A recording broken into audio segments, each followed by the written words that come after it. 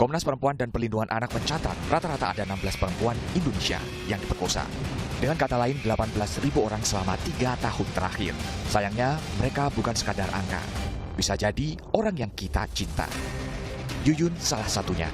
Perempuan dusun, jauh dari ingar-bingar kota, tidak bisa lagi melanjutkan pendidikan di SMP Padang Ulah Tanding Jauh di Rejang, Lebong, Bengkulu. Yuyun meregang nyawa setelah dibunuh dan diperkosa 14 anak di kebun karet. Sejumlah kalangan pun turun ke jalan, satu suara mengutuk keras kejahatan seksual yang sudah lama menjadi fenomena gunung es di tanah air. The video you just saw is one of the example of criminal cases happening in Indonesia. Behind such crimes, there are often hidden causes. One of them is country's economic condition. When we talk about crime, most people only think about punishment, about how the police should arrest the criminal, but what many people don't realize is that these actions often come from something deeper, like poverty, unemployment, and lack of education. If we look around, we can see that the number of crimes such as theft, robbery, and even sexual violence has increased after the pandemic. And we started asking ourselves, why does this happen so often?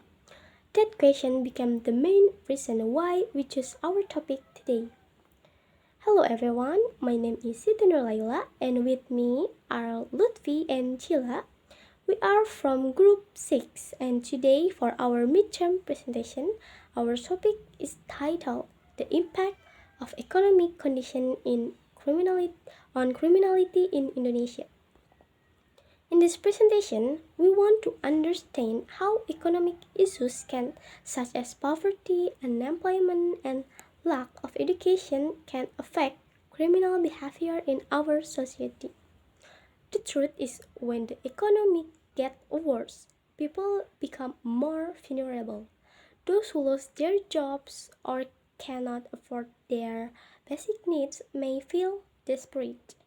And when people are desperate, sometimes they do things they normally would not, just to survive.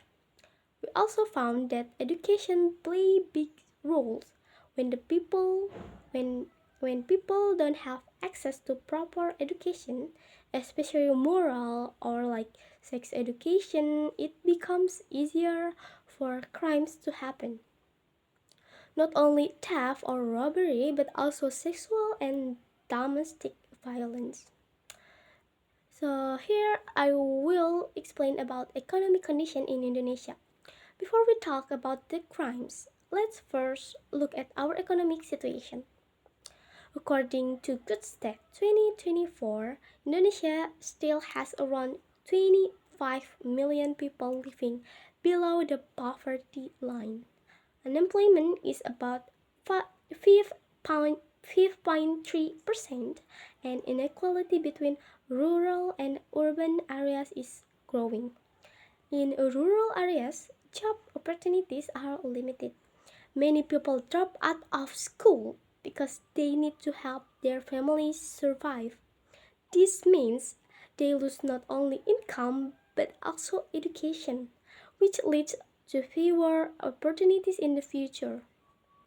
So, when people face economic pressure like this, no job, no stable income, high living costs, the level of frustration increases. And when people are under constant pressure, it's easier for crime to happen. According to a study EJ Development 2023, regions with higher poverty and unemployment rates tend to have higher crime rates too. So the link between economy and crime is not just a theory. It's something real that we can see in data and daily life. Next, there is connection between economy and crime. So we can explain the connection between the economic and crime using this diagram. It starts with poverty.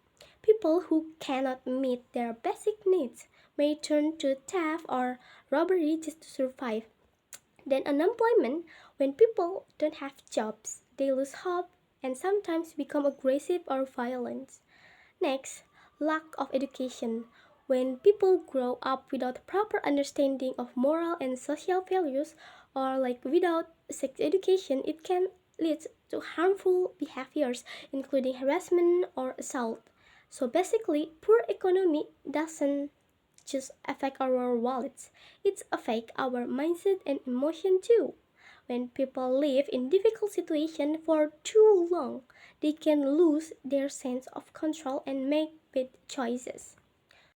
That's why we say economic condition is one of the hidden causes of criminality in Indonesia. If we want to reduce crime, we can just focus on punishment. We need to fix the root cause, which start from our economic and educational system. After understanding how the economy can influence people's behavior, my friend will continue by giving real examples of different types of crimes such as theft, sexual violence, and domestic abuse that are linked to economic condition in Indonesia. Okay, thank you, Lala. Now that we can understand the connection between economic and crime, and let's look to the example that will happen in the real life.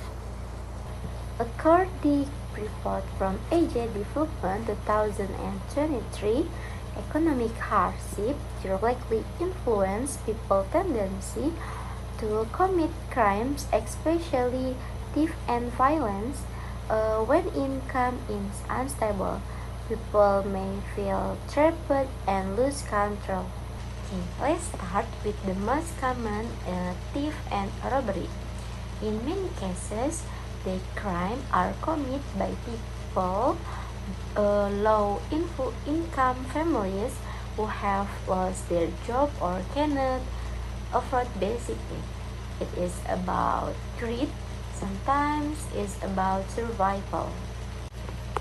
For the example, during the pandemic, Indonesia saw a big rise in petty thief and burglary cases. The police data in 2022 show the more than 40% of crimes were economical driven. So it's clear that when the economy goes down, crime rates go up. But that not only types of crime. Another example is sexual violence, which is not only caused by personal intention but also by social and educational factor connected to poverty.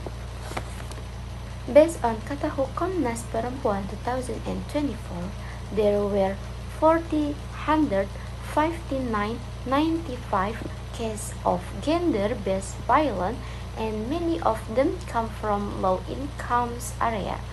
Why? Because when family lack education and awareness, they don't understand consequence, respect, and healthy relationship. In other words, poverty and lack education create an environment when violence and spoliation can happen more easily. This is the diagram.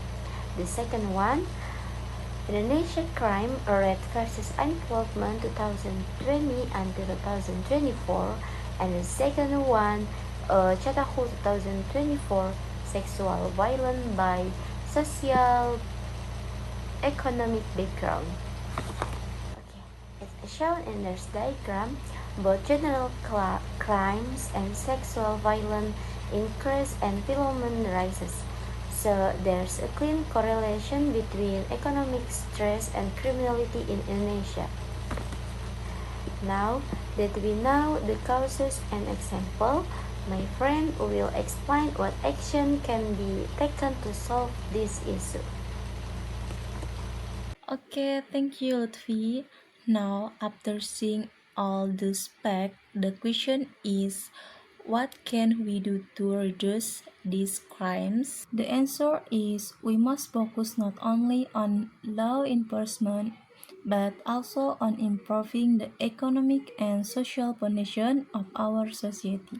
Here are several actions that can be taken.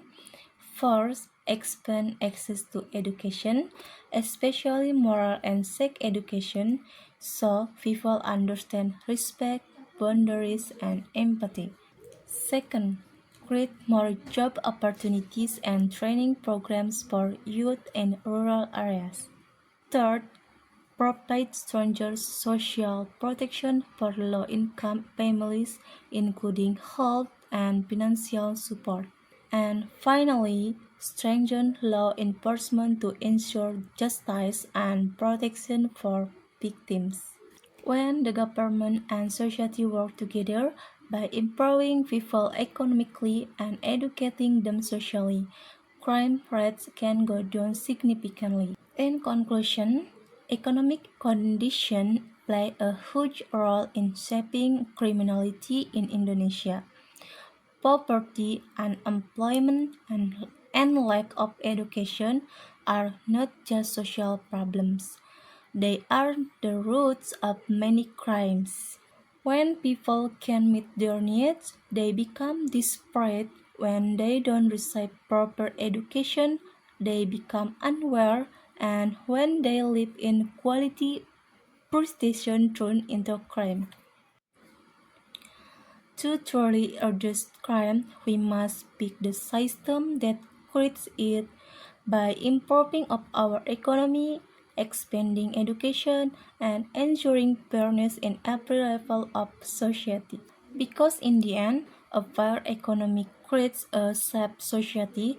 Preventing crime isn't just about punishing the guilty, it's about helping people live with dignity, opportunity, and hope. Okay, thank you so much for listening. We hope this presentation inspire more awareness and action for a safer Indonesia. Wassalamualaikum warahmatullahi wabarakatuh.